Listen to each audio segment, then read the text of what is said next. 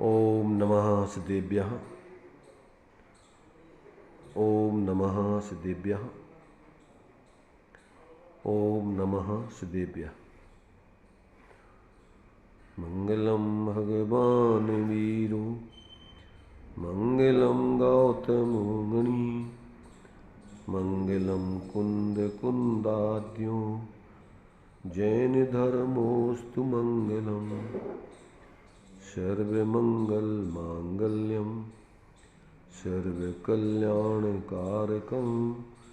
प्रधानं सर्वधर्माणां जैनं जयतु शासनं जैनं जयतु शासनम्। इस भवतरु का मूलयक जानहु मिथ्या भाव ताकू कर निर्मूलयम् करिए मोक्ष उपाय करिए मोक्ष उपाय।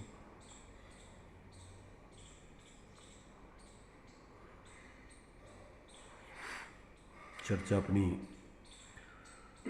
मोक्ष मार्ग प्रकाशक जी का 7वां अधिकार सम्यक्त सन्मुख जीव की चर्चा यहाँ पर अपन ले रहे हैं। यहाँ सम्यक्त होने में जो पात्रताएं चाहिए उसको आचार्यों ने शास्त्रों में 5 भागों में बांटा है। क्षयोपशम, विशुद्धि, देशना, प्रायोग और करण। तो अभी अपनी चर्चा 4 लब्धियों से संबंधित इस प्रकरण के अंतर्गत अपन ने संक्षेप में भी की है। और यहाँ ये बात बतलाई है कि जब तक जो अपने लिए उपदेश दिया गया है ज्ञानी गुरुओं के द्वारा, उसमें अपने लिए जो प्रयोजनभूत मोक्ष मार्ग का स्वरूप, देवगुरु, धर्मादिक का स्वरूप, जीवादि 7 तत्व 9 पदार्थों का स्वरूप, स्वपर का स्वरूप, अपने हित अहित भावों का स्वरूप, इन सब भावों का अपने लिए उद्देश्य, लक्षण निर्देश और परीक्षा द्वारा निर्धार करना चाहिए। तो कहते हैं उनका नाम सीख लेना, उनके लक्षण जान लेना, ये तो सब उपदेश और आगम से होता है। बाकी परीक्षा के लिए अपनी खुद की बुद्धि लगाना पड़ती है।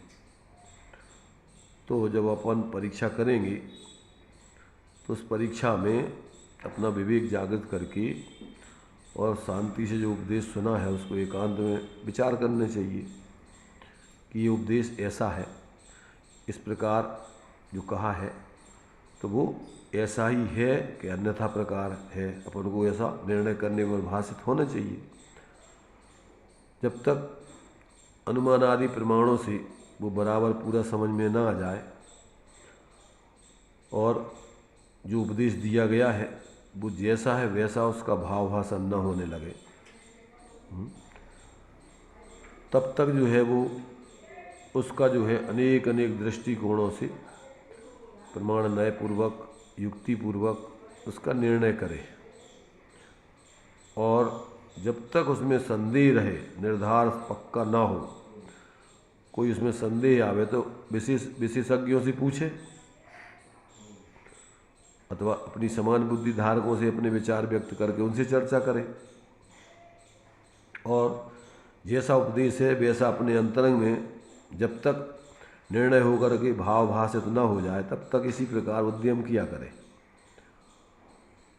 और जो अन्य मतियों द्वारा कल्पित तत्व हैं उनमें और जैन मत में कहते हैं अपने लिए जब तक संदेह रहे तब तक इसी प्रकार से उद्यम किया करें।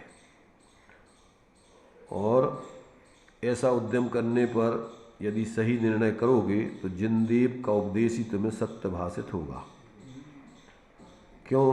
कि जिनदेव अन्यथावादी नहीं होते, वे न तो अल्पज्ञ हैं और न कसाई हैं।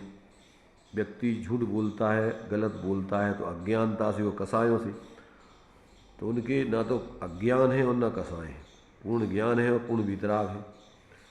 इसलिए उनका जो भी उपदेश है वो बिना किसी पक्षपात के, जैसा वस्तु का स्वरूप है वैसा ही होता है। तो जब तक ऐसा अपने लिए भाव भाषित होकर के उसका श्रद्धान इसी प्रकार न हो जाए तब तक परीक्षा किया करें। अब जो है उस परीक्षा करने पर अपने लिए जो बात अपनी जो है, जो जिनेंद्र भगवान ने कही है, उसकी अपने लिए और भी अनेक प्रकार की यदि शंका होती है तो एक प्रश्न उन्होंने बीच में उठाया शिष्य की तरफ से। यहाँ कोई कहे कि जिनदेव यदि अन्यथावादी नहीं है तो जैसा उनका उपदेश है वैसा ही श्रद्धान कर लें, परीक्षा किस लिए करें, ये प्रश्न है इसमें। अब उसके लिए समाधान करते हैं कि परीक्षा किए बिना यह तो मानना हो सकता है कि जिनदेव ने ऐसा कहा है, सो सत्य है, परंतु उनका भाव अपने को भाषित नहीं होगा, तथा भाव भाषित हुए बिना निर्मल श्रद्धान भी नहीं हो सकता है। क्यों? क्योंकि जिसकी किसी के वचन ही से प्रतीति हुई हो, उसकी अन्य के वचन से अन्यथा भी प्रतीति हो सकती है। भाई दूसरों ने कही और तुमने उनकी कही से मान ली, तुम्हें तो उस चीज़ का भाव वासन या अनुभव है नहीं, तो अन्य कोई प्रबल युक्ति वाला या प्रबल बोलने वाला मिल जाएगा तो फिर उसके वचनों से तुम्हें इसमें अन्यथा प्रतीति भी हो जाएगी कि यार ये कह रहे हैं ऐसा भी हो सकता है। तो कहते हैं उसमें तुम्हें फिर निशंकता नहीं रहेगी, निडरता नहीं रहेगी। इसलिए शक्ति अपेक्षा वचन से की गई प्रतीति अप्रतीतिवत ही जानना। वचनों से की गई प्रतीति बिना भाव भाषण के, तो कहते हैं वो अप्रतीतिवत ही है, वो तुम्हारी प्रतीति सही नहीं मानी जाएगी। शक्ति से यहाँ कह रहे हैं शक्ति अपेक्षा वचन से की गई प्रतीति अप्रतीतिवत है। इसका मतलब ये है कि तुम्हारे लिए उसकी व्यक्ति तो हुई नहीं, उस प्रतीति की, उस भाव की, और तुमने ऐसी मान ली कि हाँ ऐसी होगी, दूसरे की शक्ति को प्रतीति मान ली। मैंने तुम्हें उसकी नहीं, तुम्हें उस प्रकार की व्यक्ति नहीं हुई काएगी उस वस्तु के भाव की, और तुमने उसी के कारण से तुमने स्वीकार कर ली। तो जैसे द्रव्य में सामर्थ्य शक्ति होती है और जब तक उसकी व्यक्ति नहीं हो तो वो जैसे वो प्रतीति अप्रतीतिवत है। भाई जो चीज़ तुमने अभी चखी नहीं है, कोई चीज़ की उसमें उस जाति के वर्णन करने की शक्ति तो है, परंतु उसने उस जाति का वर्णन करके उसकी व्यक्ति नहीं की, तो वो प्रतीति सही नहीं कहलाएगी। क्या? जब तक तुम्हें, जैसे मान लीजिए प्रत्येक आत्मा में केवल ज्ञान की शक्ति है और उस केवल ज्ञान को प्रकट करके उसकी व्यक्ति करके अनुभूति नहीं की, तो तुम्हारी वो शक्ति जो से तुमने जो उसको स्वीकार किया है वो वास्तव में उसकी सच्ची प्रतीति नहीं होती। तो ऐसे ही तुमने बिना भाव भाषण के दूसरों के कहने पर और उसकी स्वीकारोक्ति कर दी। तो कहते जैसे शक्ति की व्यक्ति ना हुए बिना उसका अनुभव करने पर उसका तुम्हारा यथार्थ सिद्धांत नहीं कहला सकता है। जो टोडामल जी ने लिखा ना कि जानेगा तो मानेगा, जब तक उसके लिए तेरा उसका भेदन नहीं हो जाए तब तक तेरा मानना, कहते हैं नहीं मानने जैसे ही है। इसलिए यहाँ पर कहते हैं कि जो शक्ति अपेक्षा वचन से की गई प्रतीति अप्रतीतिवत ही जानना, तथा जिसका भाव भाषित हुआ हो। जैसे मान लीजिए आपने दूसरों के कहने से सम्यक दर्शन, आत्मा की अनुभूति को सम्यक दर्शन कहते हैं और तुमने मान लिया, तो आत्मा में सम्यक दर्शन करने की शक्ति तो है पर तुमने व्यक्त नहीं की, तो तुम्हारे लिए सम्यक दर्शन का अनुभव हो जाएगा। तो वो तुमने जो मान ली उसके कहने से, तो तुम्हें क्या वास्तव में सम्यक दर्शन का यथार्थ भाव भाषण होगा? है भाई, आत्मा में सब, प्रत्येक आत्मा में सम्यक दर्शन आदि की माने जो भव्य है उनमें सम्यक दर्शन की सामर्थ्य है। अब अपन ने स्वीकार कर ली कि हाँ भगवान कह रहे हैं आत्मा में सम्यक दर्शन की सामर्थ्य है, सम्यक ज्ञान की सामर्थ्य है। उनकी वचनों से अपन ने मान लिया सम्यक दर्शन ज्ञान चारित्र को, और तुमने प्रकट करके उसका अनुभव तो किया नहीं, तो तुम्हारे लिए सम्यक दर्शन ज्ञान चारित्र का मानना सही कहलाएगा कि नहीं? समझ में आ रहा कि नहीं? वचन से समझिया बिना भाव भाई तुमने उसको उस तुमने अकेली मान ली कि हाँ ऐसा जो है सम्यक दर्शन होता है, सम्यक ज्ञान होता है, सम्यक चारित्र होता है। स्वरूप का अनुभव करने से, स्वरूप का आश्रय करने से ऐसी ऐसी अंदर में आत्मा की अनुभूति प्रतीति आनंद आता है। तो तुमने किसी के वचनों से मान लिया और उसकी व्यक्ति नहीं की अपनी परिणत आत्मा में, तो तुम्हारे लिए उस सम्यक दर्शन ज्ञान चारित्र का लाभ मिलेगा और तुम्हारे लिए उसका विश्वास सही होगा? नहीं होगा। ऐसे कहते किसी के वचनों से तुमने स्वीकार कर ली, उसकी व्यक्ति करके अनुभव नहीं किया, भाव भाषण नहीं किया, तो तुम्हारा वो मानना नहीं मानने जैसा है। अरे समझ में कि नहीं आ रहा? भाई भगवान के कहने से मान लिया तुमने सम्यक दर्शन ज्ञान चाहे आत्मा के अनुभव, श्रद्धा ज्ञान लीनता को मोक्ष मार्ग कहते हैं, निश्चय मोक्ष मार्ग है, और उसमें जो है आनंद अतीन्द्रिय आता है, उसमें कोई विकल्प नहीं होते हैं, और तुमने प्रकट करके तो उसको अनुभव किया नहीं और स्वीकार कर ली तुमने उनकी बात। लौकिक में लेन देन करते हैं पैसे का, कहते भैया चेक कर लो, बिना चेक करे देते हैं तो विश्वास कर लिया तुमने, भैया ये है 1 लाख रुपये दे रहे हैं हम तुम्हें, ये है तुम्हारा बात, और तुमने अनुभव देखा, उसको अनुभव गिन करके देखा नहीं, अनुभव करके, तो तुम्हारा वो मानना जो है अब जो नहीं गलत है, अगर सही है वो झूठ सही थोड़ी है वो विश्वास। और अगर तुमने गिन लिए होंगे तो तुम्हारे लिए हाँ ये 1 लाख रुपया है, अब तुम किसी को निस्संग होकर दे सकते, तुमने दे दिए और उसने कहा जी 1 लाख तो है ही नहीं है, तो क्या होगा? तो वो व्यक्ति जो है कहेगा हमने भाई हमने तो गिन के दिए ना, ऐसा थोड़ी। और सामने वाले को मान लो उसने गलती से गिने नहीं, तो गिनो तुम, अभी हमारे सामने गिनो, नहीं है तो फिर गलती करेगी, गिनवाएगा तो वो निकलेंगे 1 लाख रुपया। अगर भूलने में उसकी गलती हो गई तो अपन कहेंगे कैसे नहीं होगी, तो गिनो, फिर से गिनो, और गिनेगा तो जब है तो निकलेंगे ना। ऐसे ही जिसको उस आत्मा के अनुभव को भाव भाषण करके ग्रहण किया है, अकेला मात्र भगवान ने कहा है मोक्ष मार्ग ऐसा होता है, उनके अकेले कहने से स्वीकार कर लिया, तो कोई दूसरा कहेगा ऐसा नहीं होता है तो उसको भी तुम्हें मानना पड़ेगा, क्योंकि तुम्हें स्वयं का अनुभव है नहीं।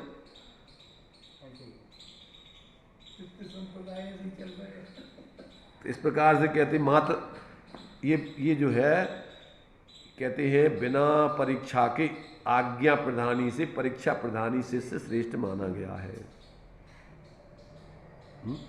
और आज्ञा प्रधानी भी बनना तो परीक्षा करके आज्ञा प्रधानी बनना, अकेले मात्र बिना परीक्षा के नहीं बनना। इसलिए समंत्रभद्र आचार्य देव ने भगवान जिनेन्द्र की परीक्षा की, आप्त परीक्षा, कि हम तुम्हारे लिए देवागम नभोयान चामरादि विभूतया माया विषु अपि दृश्यंती न तस्तमसी नो महान। देवों का आगमन होता है, आप आकाश में विहार करते हैं, नभोयान चामरादि विभूतिया, आपको चमरों की विभूति आपको धुल रही है, इतने देव आपके भगत हैं, तो कहते इससे हम तुम्हारे लिए अनंत माने क्या? ये तो मायावी लोग भी वो तुम्हारे से वो छुल्लक ने बना लिया था समूसम, ये तो मायावी लोग भी कर सकते हैं ऐसा नाटक। हम तो तुम्हारे लिए इससे नहीं मानते महान, हम तो तुम्हें भीतराग सर्वज्ञता से महान मानते। अंदर में तुमने रागादिक का भाव करके पूर्ण सर्वज्ञ दशा प्राप्त किए, वो तुम्हारी पहचान है, भीतराग सर्वज्ञ हो, इसलिए हम तुम्हें भगवान मानते, ना कि बाहर के पुण्य के वैभव से। ऐसा जो है ज्ञानी जीव यथार्थ परीक्षा करके अनुभव करके मोक्ष मार्ग को स्वीकार करते, मात्र शब्दों से ही मान नहीं लेते। ये कह रहे हैं, तो ये कह रहे कि भैया आप जैसे जिनेन्द्र भगवान, तुम परीक्षा की बात कर रहे हैं तो हम परीक्षा नहीं करें, भगवान जिनेन्द्र की आज्ञा से मान ले, तो क्या परेशानी है? तो कहते नहीं, ऐसे मान लोगे तो तुम्हारी प्रतीति अप्रतीतिवत कहलाएगी, क्योंकि जब तक तुम्हें उसका भाव भाषण नहीं है और स्वीकार कर लिया तो वो तुम्हें ऐसे ही स्वीकार है। दूसरा कहेगा कुछ तो तुम के इस पर संदेह हो जाएगा, अन्यथा प्रतीति भी हो जाएगी, हाँ यार हो सकता है, तुमने चखा नहीं नींबू और कोई ने कहा खट्टा होता है और तुमने कहा हाँ ठीक है, और कोई दूसरा आगे किसी ने पागल ने कहा तुमसे नींबू तो बिल्कुल मीठा होता है, तब क्या करोगे? भ्रम में पड़ जाओगे, और चखा होगा तो बिल्कुल नहीं। नींबू खट्टा ही होता है। तो इस प्रकार से यहाँ कहते हैं कि शक्ति अपेक्षा वचन से की गई प्रतीति अप्रतीति बद ही जानना, तथा जिसका भाव भाषित हुआ हो उसे अनेक प्रकार से भी कोई अन्यथा नहीं मानता। इसलिए भाव भाषित होने पर जो प्रतीति होती है वही सच्ची प्रतीति जानना। धुप्पलबाजी में मोक्ष मार्ग नहीं चलता है। अपने जीवन में उसको प्रकट करके अनुभव करो। तो स्वामी जी ने कही, उनने कहा, अरे भगवान ने कही, उनने कुंद कुंद आचार्य ने कही हुई है, उनने तो अपना अनुभव करके कही। तुम्हें है अनुभव का उनको नहीं है, तो तुम दूसरों की बात है तुम्हारी दुनिया जी, और तुम्हें उससे कोई लाभ नहीं मिलेगा। तुम्हारे लिए लाभ तो जब मिलेगा कि जब तुम स्वयं अपने जीवन में उसको प्रकट करके और अनुभव करोगे। इसलिए टोडरमल जी साहब कोई अलौकिक पुरुष थे।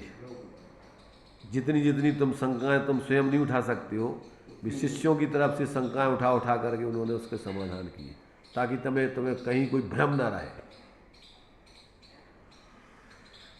यहाँ यदि कहोगे कि पुरुष की प्रमाणता से वचन की प्रमाणता की जाती है, तो पुरुष की भी प्रमाणता तो स्वयमेव तो नहीं होती। उसके कुछ वचनों की परीक्षा पहले कर ली जाए तभी पुरुष की प्रमाणता मानी जाती है। कि भैया महावीर स्वामी सर्वज्ञ थे, वीतराग थे, उनने कही है इसलिए सही होगी। तो कहते भैया देखो, ऐसे उनके वचनों से उनको प्रमाणिक नहीं माना जाता है। जब अपन उनके वचनों का परीक्षा करके देख लें कि हाँ जो ये कह रहे हैं ऐसा होता भी है कि नहीं, और तुम अनुभव करके देख लो, तो कहोगे कि हाँ इनके वचन प्रमाण है। दुकानदार ने कही कि जो माल गारंटेड है ले जाओ, तो 5 साल तक इसका कुछ नहीं बिगड़ेगा, और तुमने जो है उसके कहने से ले आए, तो उसमें तुम्हें अविश्वास बना रहेगा कि ये ऐसा है। तनके कचू हुई है, कचू हो जाए, अरे यार जो तो उन्हें कही थी झूठी है। और अगर तुमने जो है प्रयोग कर लिया होगा, लिया करके उसका उपयोग किया होगा, तो बाद में वो कहेगा तो कहेगा नहीं ये दुकानदार माल बहुत सही देता है, रेट इसके वाजिब होते हैं, ये हमने सब देख लिया, और जगह मिलान करके और सामान और जगह से बुला करके इससे कम रेट नहीं मिल सकता है। तो आप उसकी अपने आप कहोगे कि नहीं ये आदमी प्रमाणिक है, ये आदमी किसी को लूटता नहीं, ये आदमी गलत माल नहीं देता है, इसके यहाँ बिल्कुल पेवर माल मिलता है सही। तो आपको जब उसके वचनों की जब वो कह रहा है आपने परीक्षा कर ली होगी, प्रयोग करके देख लिया होगा, तभी तो आप उसकी प्रमाणिकता मानोगे। कि बिना परीक्षा किए हुए, बिना तुम अनुभव किए हुए उसकी प्रमाणिकता मान लोगे वचनों की। इसलिए यहाँ कहते हैं कि यहाँ यदि कहोगे कि पुरुष की प्रमाणता से वचन की प्रमाणता की जाती है, तो पुरुष की भी प्रमाणता स्वयमेव तो होती नहीं। उसके कुछ वचनों की परीक्षा पहले कर ली जाए तब पुरुष की प्रमाणता होती है। अब फिर प्रश्न उठाया एक और, उपदेश तो अनेक प्रकार का है, किस किस की परीक्षा करें हम। तो अब टोडरमल जी साहब कहते हैं उपदेश में कोई उपदेश ही है, उपदेश में कोई उपादेय है, कोई हेय है, तथा कोई ज्ञेय तत्वों का निरूपण किया जाता है। 3 प्रकार से चीज़ें बताई जाएंगी उपदेश में, हे ज्ञेय उपादेय। वहाँ उपादेय हे तत्वों की तो परीक्षा कर लेना, क्योंकि इनमें अन्यथा पना होने से अपना बुरा होता है। उपदेश को हे, उपादेय को हे मान ले तो बुरा होगा, और हे को उपादेय मान ले तो भी बुरा होगा। यहाँ हे 2 प्रकार से, उपादेय भी 2 प्रकार से। एक तो आश्रय करने योग्य उपादेय और एक प्रकट करने लायक उपादेय। दोनों प्रकार से हे उपादेय समझना। हे उपादेय में दोनों चीज़ें आ जाएंगी, क्योंकि ना तो वहाँ पर फिर और 4 लेते हैं, स्वा और पर। जब अगर इसको हे उपाधि अकेला न कह के और विभाग करें तो पहले स्वा और पर और फिर हे उपाधि। तो स्वा में अपनापन, ये मैं हूँ और ये पर है, तो उसमें अपना उसका आश्रय अपने रूप करना कि यही मैं हूँ और कुछ नहीं। तो इसलिए अपन को यहाँ हे उपाधि में वो गर्भित है। क्या गर्भित है? स्वापर। और उसमें पर में अकेले यहाँ गे को ले लिया इनने। पर में क्या ले लिया? कि अकेला गे, जो गे है मात जान लेने लायक है, वे अपने लिए ना अपने हैं, ना उनको ग्रहण करना है, ना उनको छोड़ना है। बस जान लिया, अपने से भिन्न है बस खत्म। तो तीन में यहाँ पर वो सब गर्भित है पूरे टूल, स्वापर हे उपाधि तक। फिर वह कहेगा स्वयं परीक्षा ना की और जिन बचन ही से उपादे को उपादे हे को हे जाने, तो इसमें कैसे बुरा होगा? कोई शिष्य कम पढ़ा लिखा थोड़ी है सब है? वो उन्हीं के समकक्ष है पढ़ा लिखा।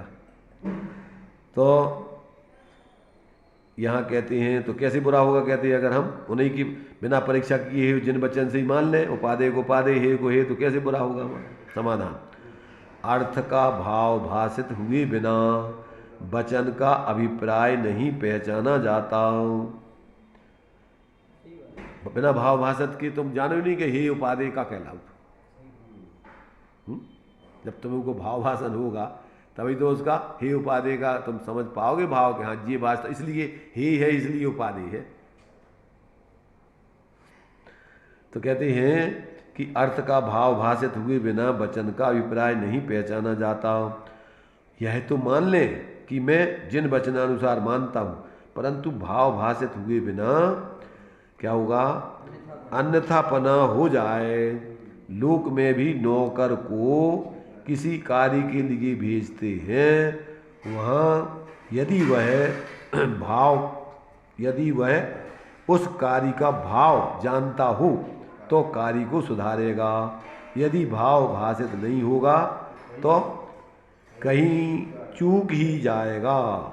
इसलिए भाव भाषित होने के अर्थ हे उपादेय तत्वों की परीक्षा अवश्य करना चाहिए। क्या कह रहे? अब तुम्हें उनके वचनों का भाव भाषित हो गया कि भैया जी इसका अर्थ ये है, तो तुम काम बनाओगे, और तुमने उसका भाव भाषण नहीं शब्दों ही से मान लिया, तब तुम कौन क्या इसका अर्थ है, उसका क्या भाव है, उसको ग्रहण त्याग कैसे करोगे जो चीज़ का तुम्हें भाव भाषण नहीं है? भाई लोक में भी अपन देखते हैं। अब नौकर से कहा जाओ घोड़ा को पानी दिखा लाओ, अब उसने खड़े होकर के दूर से दिखा दिया। तो दिखाने का मतलब क्या होता है? दिखाने का मतलब पिलाना भी नहीं होता, ध्यान रखना। क्या कह रहे? दिखाने का मतलब पिलाना भी नहीं होता है। दिखाने का मतलब पानी में ले जा करके खड़ा करके दिखाना। उसको तुम पानी पिला नहीं सकते, ध्यान रखना।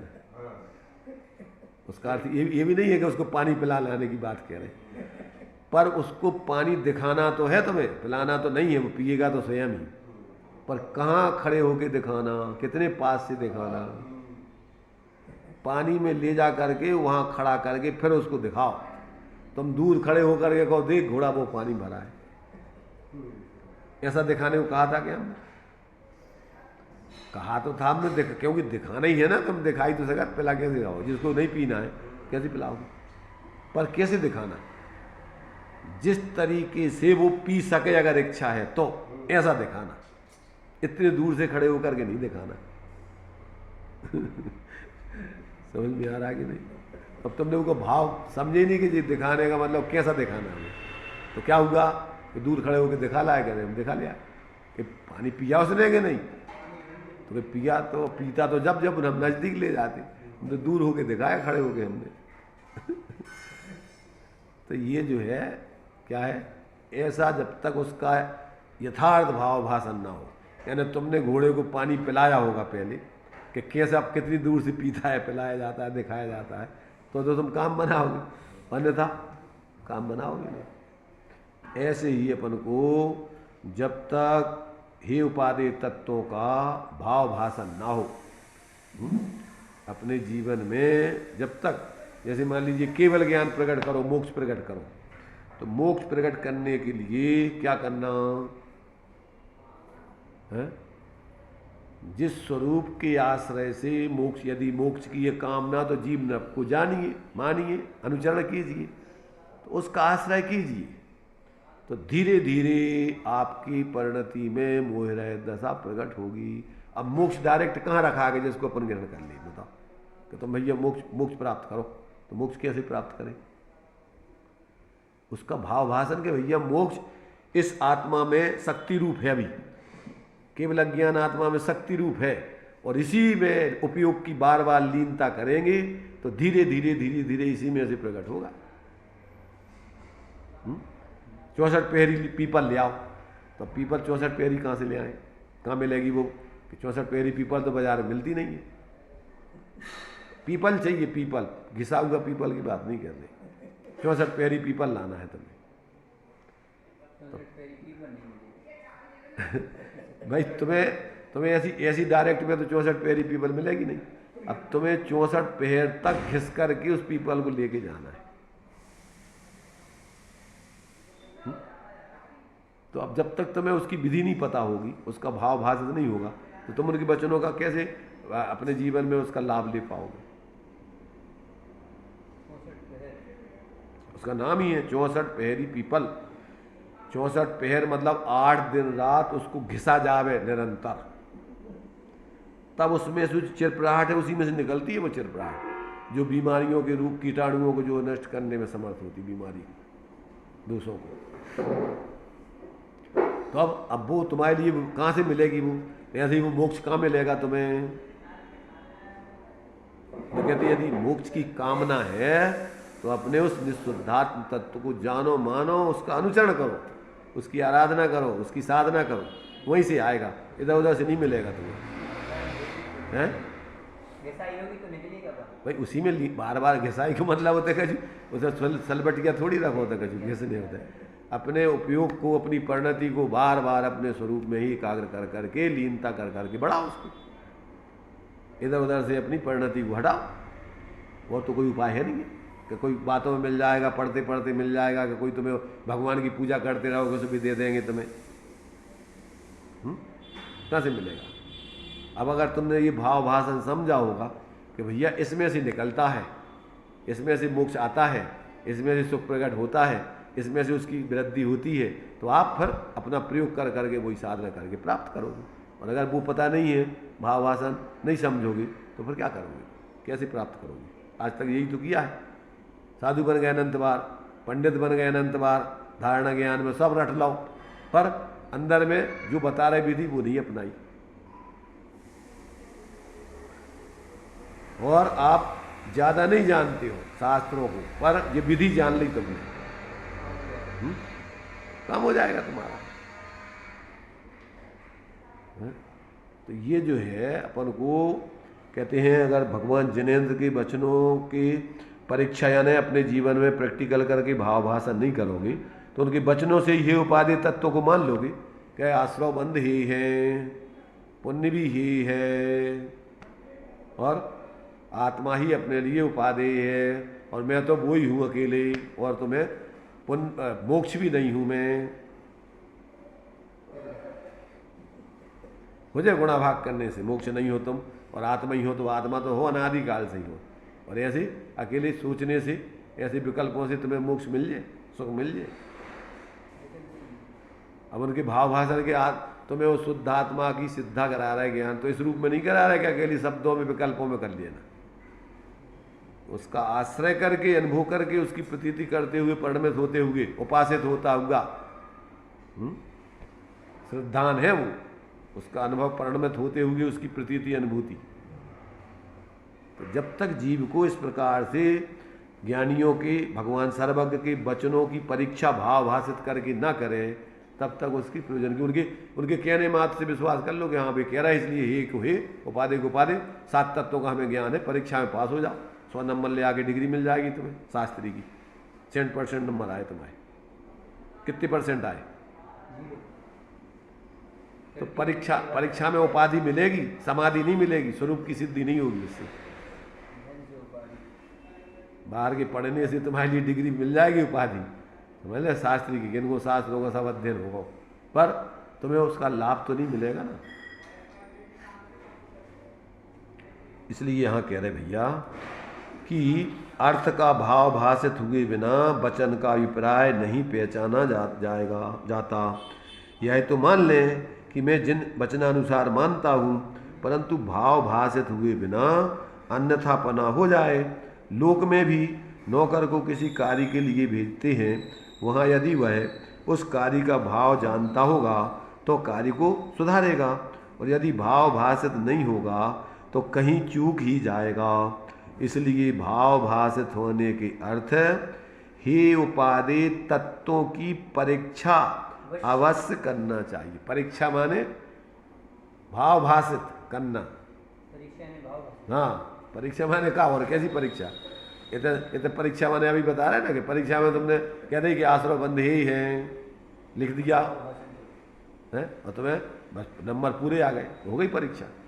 तुम्हें आश्रय बंद को भाव भाषण होगा, दुख रूप लगे तुम्हें भी, संबंध निद्रा सुख रूप लगे, उनसे तुम हटे, अपने स्वरूप में प्रवृत्ति करके संबंध निद्रा को जीवन में प्रकट करके आनंद भोगा, इसका नाम है परीक्षा। भाव भाषित हुए बिना उसकी परीक्षा कहां से होगी, बताओ? अकेले शब्दों में पढ़ लेना, शब्दों में रट लेना, कोई परीक्षा थोड़ी होगी उसकी। भाई अपन चक करके देखते हैं जब परीक्षा कहलाती है। बाजार में गए, जो आम मीठा है, भैया तुमने परीक्षा कर ली? कहो कर ली हमने परीक्षा। कैसी कर ली तुमने परीक्षा? देख ला, बड़ा सुंदर है, बढ़िया है, ऐसा गंदा आ रही, फलाना हो रहा। अरे उसको चक के देखा कि नहीं तुमने? कि हाँ साहब हम देख के आए, बिल्कुल बहुत बढ़िया, बहुत बढ़िया। तब तो तुम्हें पता पड़ा कि हाँ इसमें इस प्रकार का माल, ऐसा रस है, ऐसा बढ़िया, उसका जो है आनंद आता है खाने में। शराब लोग सोने की परीक्षा करते हैं, कैसी करते हैं वो? है? उनको पता है ना उसका भाव, कि इतना शुद्ध सोने में इतना पीलापन घिसने पर जो है कसौटी पे दिखता है, अशुद्ध होवे तो उसमें उस जाति की चमक नहीं आती। क्या एक्यूरेट हिसाब होता है उसमें पूरा, कोई परख ऐसी, इसकी बुद्धि परख सही नहीं जानता, इसका मतलब अभी प्रवीणता नहीं है उसमें। उस जाति का उसमें शुद्ध सोने का जैसा उसकी जो है वो आती, वो आ ही नहीं सकती उसमें, वो नहीं आएगी, लेकिन कितने अशुद्ध है ये जान लेगा वो, ये तो आ जाए बस। तो अब शुद्ध नहीं है, और परसेंट भी उसके लिए आ जाएगी। उसके पास सुनो, उसने पहले कितने परसेंट वालों का निशान उसके पास है, सब इतने परसेंट में ऐसा निशान आता है, इतने परसेंट में ऐसा आता है, पूरा का पूरा वो लगा लेगा कि इसमें इतने % सोना है आपका, 50% है। हाँ, अरे हमारे वहाँ अंधे थे वो भागचंद जी, सतभैयों के पिताजी, और वे गहने रखने लोग उनके पास आते थे, और उनके अगर कोई नकली गहना, मिला हुआ गहना ला के आए, हाथ पे लेके कारे भैया हम ही मिले तुझे ठगवे के लाने, हाथ पे लेकर के बता देते थे वो।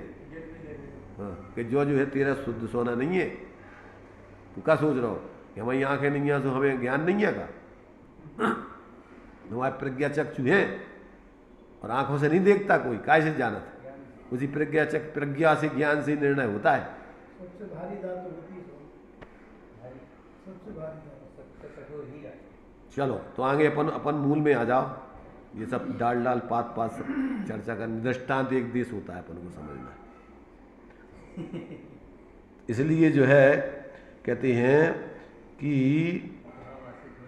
हाँ, भाव भाषित नहीं होगा तो कहीं भूचूक ही जाएगा। इसलिए भाव भाषित होने के अर्थ हे उपादेय तत्वों की परीक्षा अवश्य करना चाहिए। फिर वो कहता है कि अगर परीक्षा अन्यथा हो जाए तो क्या करेंगे? अगर हम परीक्षा करने में फिर भी कहते हैं वो हम चूक जाए, अगर जैसे ये कह रहा है कि अन्यथा परीक्षा हो जाएगी, तो अब उसका उत्तर बता रहे, देखिए जिन वचन और अपनी परीक्षा में समानता हो तब तो जाने की सत्य परीक्षा हुई है, और जब तक ऐसा ना हो तब तक जैसा कोई हिसाब करता है और उसकी विधि ना मिले तब तक अपनी चूक को ढूंढता रहता है। उसी प्रकार यह अपनी परीक्षा में विचार किया करे।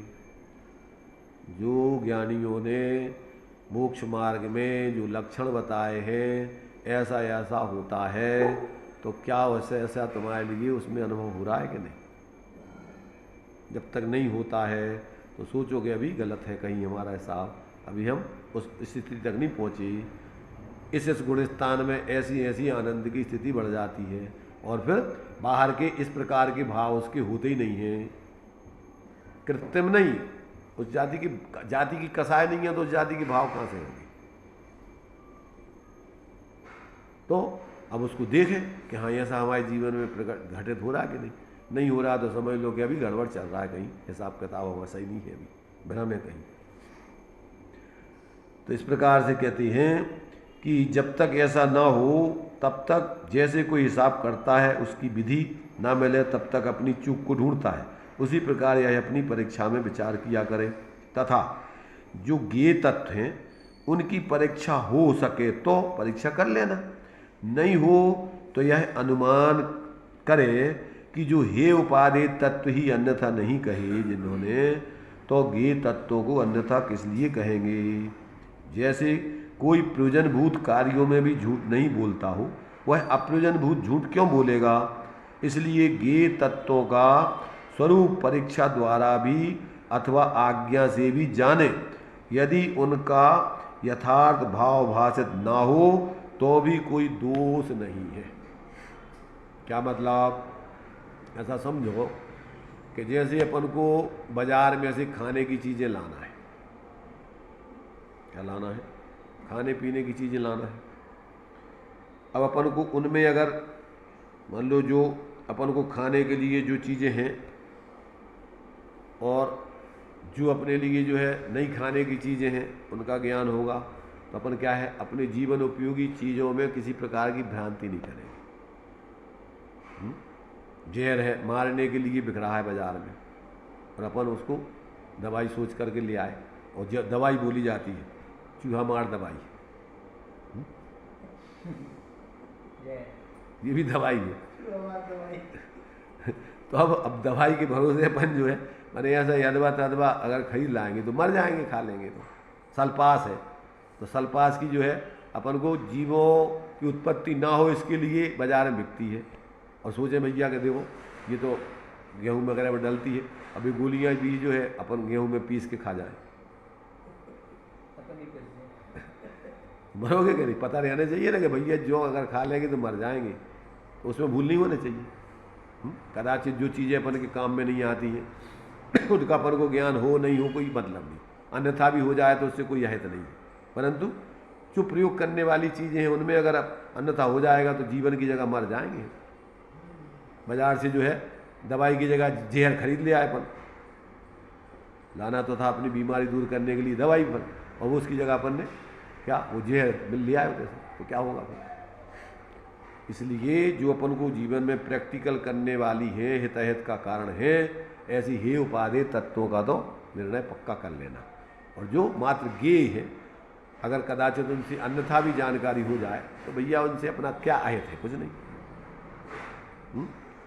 जैसे मान लीजिए कि दो विद्वान जो है, एक दूर जो है एक जानवर दिख रहा था, तो वो जो है एक जनों कह रहा था कि जो घोड़ा है, और एक जनों कह रहा था जो गधाया है। अभी आपस में लड़ रहे थे, वो कह नहीं नहीं ये घोड़ा है, वो कह नहीं गधा है। तीसरा व्यक्ति आया कि भैया तुम बताओ देखो क्या है? वो कहने लगे देखो वो चाहे घोड़ा हो गए चाहे गधा हो गए, वो अपने कछु काम को नहीं है, समझ गए? अपन को उससे कोई लेना देना नहीं है। गधा हो गए तो गधा हुई, घोड़ा हो गया तो घोड़ा हुई, अपना क्या काम उससे? अपन काय को फालतू के अपने परिणाम बिगाड़ रहे हैं, तुम्हें कछु लेने देना है उनसे जिससे अपना कोई हितैषी नहीं है, तो उसके बारे में अपन को कोई जानकारी में मान लो कितने स्वर्ग हैं, कितने नरक हैं, कितनी कितनी सूक्ष्म और बाहर की चीज़ें होती हैं, ऐसा। अब उसमें कदाचित अपन को हमने पूरी जानकारी नहीं कर पाए तो कोई बात नहीं भैया, भगवान ने जो जाना होगा वही मानते हैं, आज्ञा से ही मानना होगा, उसमें अपना कोई अकल्याण नहीं होगा। परंतु स्वापर ही उपादेय तत्वों में अगर तुम निर्णय नहीं करोगे और भाव भाषण करके उसका जीवन में प्रयोग नहीं करोगे तो कल्याण हो जाए तुम्हारा। इसलिए कहते प्रयोजनभूत तत्वों का तो निर्णय कर लेना, और जो अप्रयोजनभूत गे तत्व है उनके बारे में हो जाए जितना ठीक नहीं होवे तो भगवान के आधार से स्वीकार कर लेना। तो कहते हैं जो गे तथ्य है उनकी परीक्षा हो सके तो परीक्षा करें, नहीं तो यह अनुमान करें कि जो हे उपादेय तत्व ही अन्यथा नहीं कहे तो गे तत्वों को अन्यथा किस लिए कहेंगे। जैसे कोई प्रयोजनभूत कार्यों में झूठ नहीं बोलता, वह अप्रयोजनभूत झूठ क्यों बोलेगा। इसलिए गे तत्वों का स्वरूप परीक्षा द्वारा भी अथवा आज्ञा से जाने, यदि उनका यथार्थ भाव भाषित ना हो तो भी कोई उसमें दोष नहीं। इसलिए जैन शास्त्रों में जहाँ तत्वादिक का निरूपण किया है वहाँ तो हेतु युक्ति आदि द्वारा जिस प्रकार से अनुमान आदि से उसकी प्रतीति आए उसी प्रकार कथन किया है, तथा त्रिलोक गुणस्थान मार्गण स्थान पुराण आदि के कथन आज्ञानुसार किए हैं। 3 लोक की कहाँ कहाँ रचना है, कैसी कैसी रचना है, और गुण स्थानों में स्वरूप सूक्ष्म स्वरूप कैसा होता है, एक एक गुण स्थानों के असंख्यात भेद हैं, तो अपने लिए एक सामान्य जानकारी उसकी दी गई। तो कहते हैं उसमें अगर कदाचित सूक्ष्मता से तुम्हें ज्ञान नहीं होवे तो क्या करना है, वहाँ पर कहते हैं पुराण आदि के कथन आज्ञा अनुसार जान लेना कि भैया भगवान की आज्ञा है, ठीक है। पर महावीर स्वामी को जन्म कुंडलपुर में भाव तो क्या, और दूसरे स्थान में भाव तो वैशाली में भाव तो अब मैं कभी लड़ने की जरूरत नहीं है, कहूँ ना कहूँ भाव ये भगवान के ज्ञान में अपन को नहीं है पतो, इतने भाव के उतने भाव कहूँ भाव ये। और मान लीजिए कि अभी लोग बाग इस पे भी लड़ते हैं कि भगवान महावीर स्वामी की शादी भई थी कि नहीं, श्वेतांबर दिगंबरों का ये झगड़ा है। एक कहते कि एक भाई थी, एक कहते नहीं भाई। वो तो नेमिनाथ के बारे में आता है। चलो ठीक है। तो हम ऐसे अब्बे जी श्वेतांबर कहते कि नहीं उनकी शादी भई थी, उनकी पुत्री थी एक सुनंदा, उनकी पत्नी का नाम नंदा सुनंदा क्या बोलते हैं, यशोदा, जो भी हो मानते हैं। दिगंबर कहते नहीं भगवान महावीर स्वामी ब्रह्मचारी थे, तो कदाचित मान लो अभी सांप्रदायिक बुद्धि छोड़ दो, तत्व निर्णय की दृष्टि से अगर उनकी शादी भई भी हुई है, दिगंबर अगर मान लीजिए कि मान रहा है कि ब्रह्मचारी है, तो शादी भई हुई है, तो शादी के साथ में ही मोक्ष होगा हुई है कि उनको त्याग करके उन्हें तीर्थंकरों ने शादी करी कि नहीं करी, उनने मोक्ष करो प्राप्त कि नहीं करो प्राप्त, तो उनको भी मान लो शादी भी कर ली हुई है तो त्याग करके ही अपनी स्वरूप आराधना करी हुई है कि पत्नी के संगी संगे मोक्ष गए हुए हैं। और ये अगर मान लीजिए कि भाई अब मान लो तो तुम क्या समझ रहे हैं, ये हिंदू लोग के बिना शादी के बिना अपुत्र से गतिर नास्ती, बिना पुत्र के गति नहीं होती, बिना शादी करे मोक्ष हो ही नहीं सकता वो। तो कहते भैया ये सब बातें कहते अपने लिए प्रयोजनभूत नहीं है, इसमें समझ रहे ना, बाहर की चीजें सब जब भी मोक्ष होगा तो इन सब विकल्पों को तोड़ करके स्वरूप के आश्रय से होगा। अब पहले उनने शादी करी कि नहीं करी, ब्रह्मचारी हते कहा, तो एक अलग बात हो गई। तो इसमें लड़ने झगड़ने की बातें नहीं है, ये सब अप्रयोजनभूत बातें हैं। प्रयोजनभूत तत्वों की बात बताओ तुम तो कि आत्मा के आश्रय के बिना आत्मा का स्वरूप ऐसा है। अब भी माना कि आत्मा में केवल ज्ञान सत्ता रूप से है और दिगंबर कहते शक्ति रूप से है। अब ये प्रयोजनभूत है, अगर सत्ता है तो अब काय गिलाने प्रकट करने को, और सत्ता हो गए तो 3 लोग 3 काल की पदार्थों को जानता है केवल ज्ञान, उसके ऊपर आप कोई बाधा हो ही नहीं सकती। तो केवल ज्ञान की सत्ता थोड़ी है, सत्ता है, शक्ति, हाँ, शक्ति है, सत्ता। आत्मा में केवल ज्ञान की शक्ति है, उसको व्यक्त किया जा सकता है। अगर सत्ता है तो फिर उसमें कोई आवरण आ ही नहीं सकता है। हाँ, इसलिए जो है अब इनमें अपन को क्या है, जो प्रयोजनभूत तथ्य है उसमें भ्रांति नहीं होनी चाहिए। थोड़ी बुद्धि लगाओ कि केवल ज्ञान का अगर सत्ता है तो फिर अपन को फिर क्या है, उनके पास सब जीव सब जान रहे तो प्रत्येक आत्मा में केवल ज्ञान की सत्ता है। तो केवल ज्ञान तो सकल द्रव्य के गुण अनंत पर जाए अनंत जाने गए, उसके लिए कोई वज्रपटल आदि भी उसके लिए व्यवधान नहीं कर सकता। तो आई मीन जो इन प्रयोजनभूत बातों में भ्रम है तो तुम्हें मोक्ष मार्ग नहीं हो सकता। निर्णय की परीक्षा की जाती है और क्या माने, जो प्रयोजनभूत तथ्य है उनकी परीक्षा आप कर सकते हो ना बुद्धि से। नहीं, हम तो करें तो हमें परीक्षा करने के लिए श्री गुरु हमें परीक्षा करके इनके निर्णय ठोस है कि गड़बड़ है। श्री गुरु नहीं, मोक्ष मार्गी व्यक्ति की बात चल रही है। मोक्ष मार्गी की हाँ, तो मोक्ष मार्गी व्यक्ति है, श्री गुरु को पता पड़ता है कि इसकी परीक्षा सही नहीं चल रही। परीक्षा करें ना हाँ, कि इनके निर्णय सही है कि गलत है, उल्टे तो वैसे ही जान लेंगे तुम ऐसी बातें कर रहे झूठी। भाई तुम्हारी जो जनागम में ऐसे वचन है, अभी तुमने जनागम अपनों बना लो कि जनागम में लिखे हुए जो तो लिखो, उनको आगम अलग है, तुम्हारा आगम अलग है। उनके आगम में तो लिखा है कि भगवान को सत्ता रूप केवल ज्ञान है। तो वो जनागम अकेले से काम नहीं चलेगा, तुम्हारी बुद्धि से भी तो निर्णय करो कि ऐसा हो सकता है क्या। बुद्धा हो ना उसमें कि प्रबल युक्ति और निर्बल युक्ति लगाए, जो प्रबल युक्ति हो वह उसको स्वीकार करे, निर्बल युक्ति को निषेध करे। नहीं 25-50 प्रश्न करे जाए, उनमें से पहचाना जाए कि निर्णय कैसे है, सही है कि गलत है। 25 कौन से करे जाए 25 में? कोई भी प्रयोजनभूत तत्वों के संबंध में हाँ, कहाँ क्या गड़बड़ी है तुम्हें चिंतन में। तो वही तो सब शास्त्रों में जो काल लिखो सब जो ही तो है, 20-25 का लाखों करोड़ों प्रश्न उत्तर ही में 60,000 प्रश्न करे तो जी क्या ये वही तो है, अपनी भ्रांति को दूर करने के लिए। भाई कहाँ कहाँ से व्यक्ति की गलतियां होती हैं, वही तो सबरे शंका समाधान है वही में सब क्या जनवाणी में। स्वामी की गहराई नहीं उतरी इसलिए तो कर लूंगे। भाई जितनी भी चीजें हैं, जब तक आपको युक्ति तर्क की कसौटी पे, अध्यात्म में तो न्याय से उपदेश दिया गया है, न्याय की मुख्यता है इसमें अध्यात्म में। इसलिए जब तक आपको अपने न्याय से माने प्रमाण नय से वस्तु की सिद्धि नहीं हो जाए, तब तक अपन उसको स्वीकार कैसे करेंगे। समझदार व्यक्ति स्वीकार नहीं करता। इसलिए तो कहा है कि हमारे लिए कपलादि से द्वेष नहीं है, महावीर स्वामी से राग नहीं है। जिसके वचन युक्ति सम्मत है हमें उसके वचन गिराई है, मान्य है।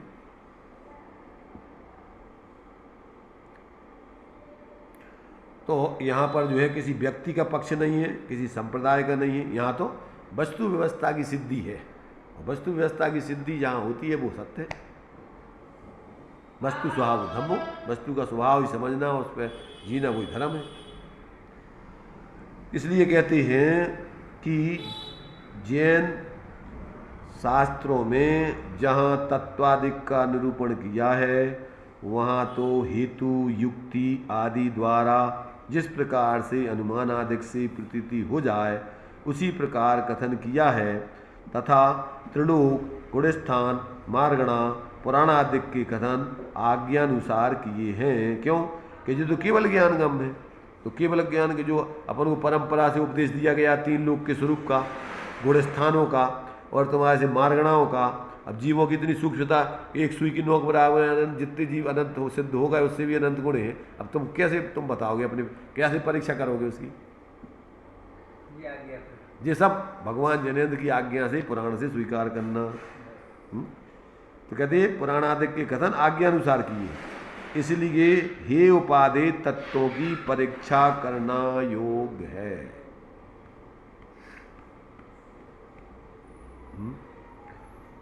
फिर कहते हैं वहाँ जीवादिक द्रव्यों व तत्वों को तथा स्वपर को पहचानना। क्या कहा? जीवादिक द्रव्यों को और तत्वों को तथा स्वपर को पहचानना। पहले सामान्य से द्रव्यों का स्वरूप समझना, फिर उनके भावों के स्वरूप को समझना, प्रयोजनभूत हे उपादेय, और फिर स्वपर का उसमें से निर्णय करना। तो उन जीवादिक द्रव्यों में से स्वपर का निर्णय करना और फिर तत्वों में से उनके भावों का, हे उपादेय तत्व भावों का निर्णय करके, परीक्षा करके, अनुभव करके प्रवृत्ति करना। तथा त्यागने योग मिथ्यात्व रागादिक और ग्रहण करने योग सम्यक दर्शनादिक का स्वरूप पहचानना। स्वरूप पहचान हाँ, तो जानना सही है। तथा निमित्त नैमित्तिक आदि जैसी है वैसा पहचानना। मोक्ष मार्ग में जो निमित्त नैमित्तिक संबंध चलता है उसको जैसा है वैसा पहचानना है। इसके लिए ये निमित्त है, ये नैमित्तिक है, इसके लिए ये निमित्त है, ये नैमित्तिक है।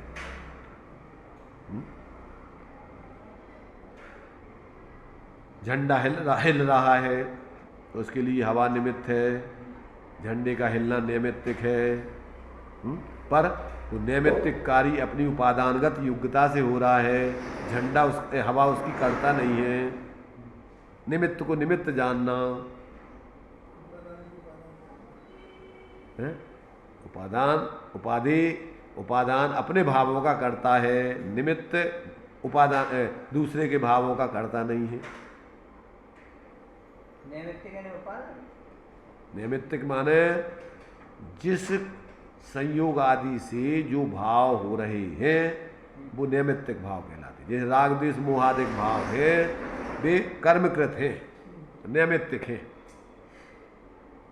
ये आत्मा का स्वभाव नहीं है। झंडे का हिलना स्वभाव नहीं है। वो तुम्हारी वायु के निमित्त पूर्वक अपनी स्वयं की पर्यायगत योग्यता से हिल रहा है। अगर उसमें बेकारी होने की या हलने की योग्यता नहीं होगी तो उसको हिला नहीं पाएगी हवा, निमित्त नहीं बनेगी उसे वो। इसलिए इन सारी बातों को अपन को उसमें निर्णय करना,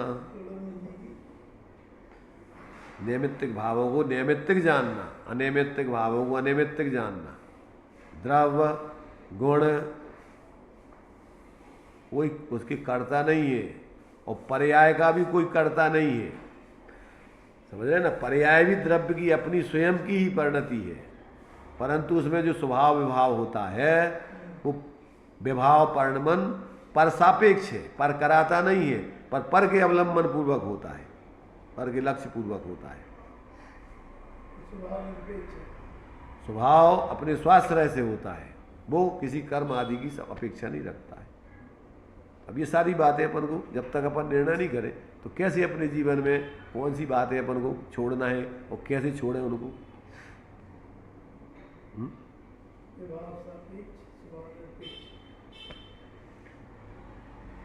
विभाव सापेक्ष होने पर भी निरपेक्ष है।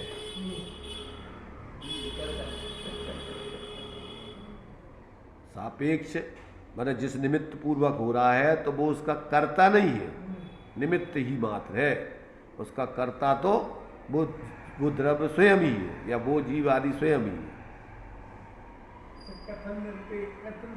हाँ हाँ, सापेक्ष अमृत जिन वचन निरपेक्ष सब चैतन्य घन। सूत्र ही है। हाँ, वस्तु निरपेक्ष होती है, करण सापेक्ष संस्कृत की है क्या सापेक्षा तीर्थ वस्तु कृता, जो वाली लाइन है। सापेक्ष अमृत जन वचन निरपेक्ष सत्य चैतन्य। हाँ, वो सब वही लगा लो उसमें ऑटोमेटिक। भी सब जो है देखो जो लिखे हुए हैं वे सब अनुभव करके लिखे हुए हैं। ज्ञान में जैसा आया वैसा लिखा है। तो जितने भी ज्ञानी होंगे वे जो बोलेंगे वो सब तुम्हें शास्त्रों में मिलेंगे। सही है, अनुभव की बात शास्त्रों में क्योंकि वे सब अनुभव के वचन तो हैं। सही है, पढ़ तो कहते हैं वहाँ जीवादिक द्रव्यों व तत्वों को तथा स्वपर को पहचानना तथा त्यागने योग मिथ्यात्व रागादिक और ग्रहण करने योग सम्यक दर्शनादिक का स्वरूप पहचानना तथा निमित्त नैमित्तिक आदिक जैसे है वैसा पहचानना इत्यादि मोक्ष मार्ग में जिनके जानने से प्रवृत्ति होती है उन्हें अवश्य जानना। स्वपर ही उपाधि तत्व निमित्त नैमित्तिक आदि संबंध इनको अवश्य जानना। इसमें भ्रम नहीं होना चाहिए, नतर तुम्हारा प्रयोजन सिद्ध नहीं होगा।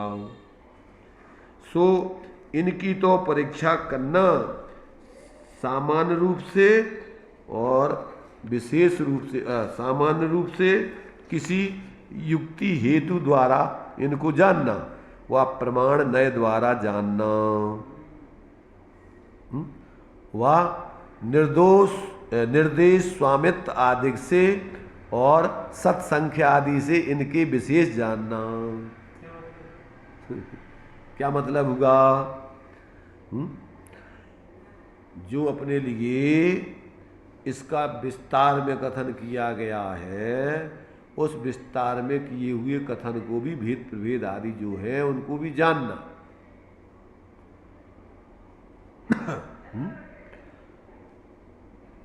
सत संख्या जो अपने तत्वार्थ सूत्र दिया ना, सत संख्या क्षेत्र शासन कालांतर अल्प बहुत भाव अल्प बहुत, तो ये सब इनके ये सारे के सारे भेद प्रभेद हैं। ये बहुत इसका विस्तार बहुत बड़ा है, बहुत विस्तार, पूरे सठखंडागम वगैरह पूरा उसी का विस्तार है।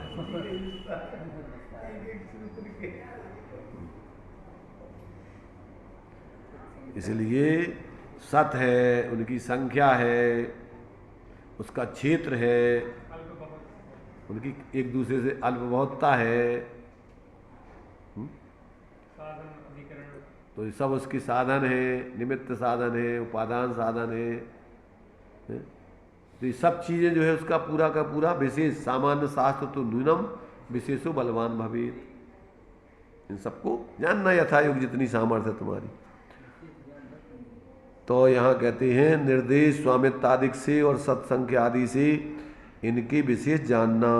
जैसी बुद्धि हो, जैसा निमित्त बने, तुम्हारे पास जैसी जानने की सामर्थ्य हो और समझाने वाले जैसे तुम्हें विशेष निमित्त बन जाए, उसी प्रकार इनको सामान्य विशेष रूप से पहचानना तथा इस जानने में उपकारी गुणस्थान, मार्गणा स्थान आदि व पुराण आदि व वृत्तादिक क्रिया आदि का भी जानना योग्य है। चारों अनुयोग आ गए इसमें।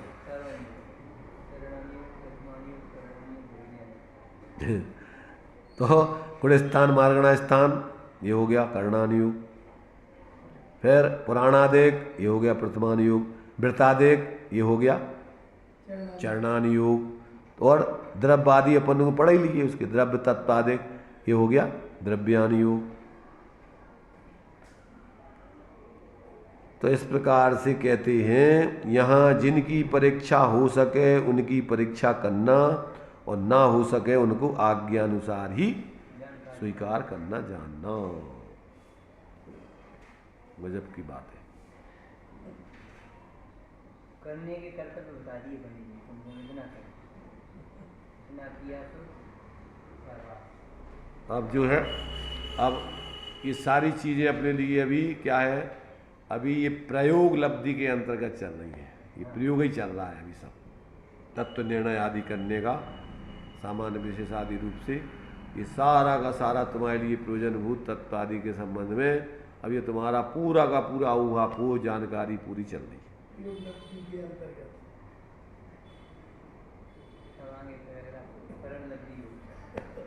अब आगे अपन और जो कुछ है वे देखो, हमें तो पहले यही प्रयोग लब्धि में कहाँ कहाँ तक पहुँचाएंगे, और इसके बाद फिर वो 5 लब्धियाँ अलग से फलक फैला सकेंगे।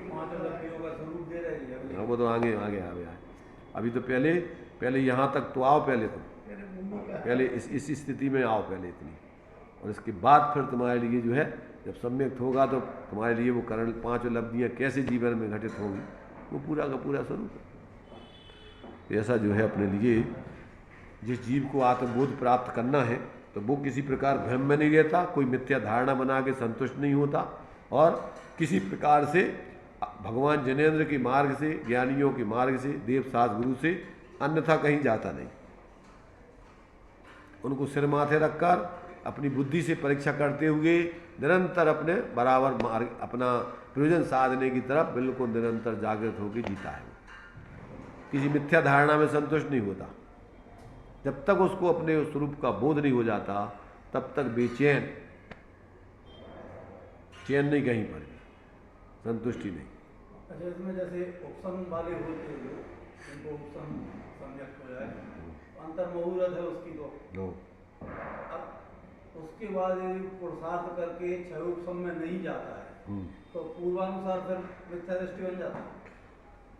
बन सकता है, एकदम जल्दी तो नहीं बनता है। जैसे मान लीजिए तुम बियाबान जंगल में भटक रहे थे और एकदम जो है लाइट जल गई और तुम्हारे लिए जो रास्ता है वो एकदम दिख गया, एक झलक दिख गई तुम्हें रास्ता की, तो कुछ दूर तक तो तुम चले जाओगे, मैं तुम्हें एक नज़र में आ गया।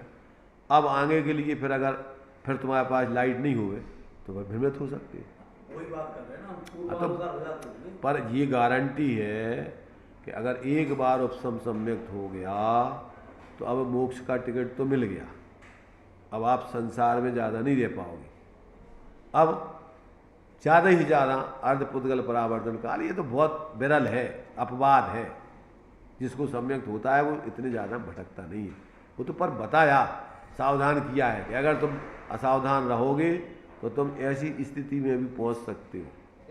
असंख्यातों बार उपशम सम्यक छूट जाता है और क्षयोपशम छूट जाता है, पंचम गुण स्थान छूट जाता है और अनंतानुबंधी की विषय योजना फिर संयोजित हो जाती है।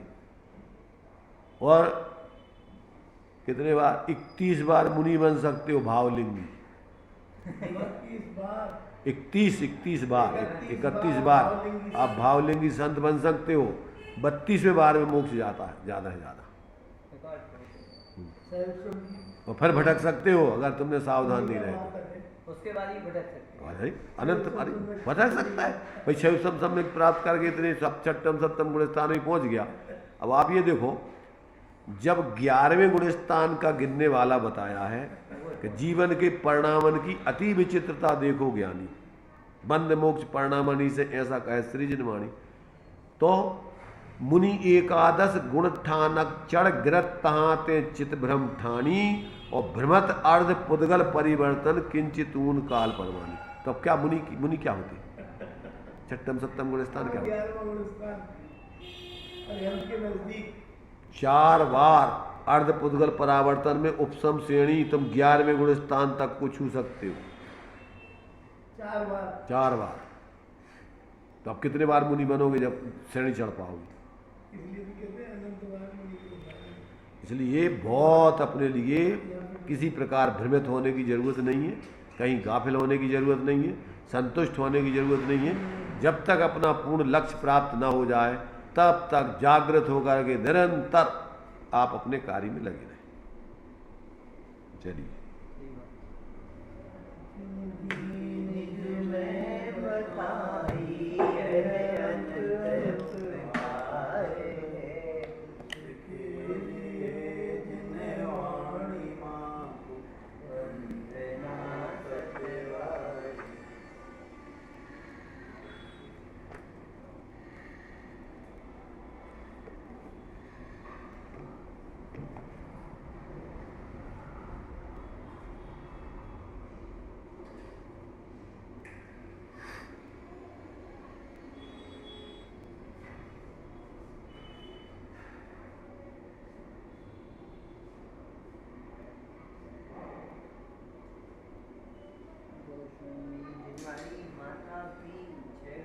पंच परमेष्टि भगवान।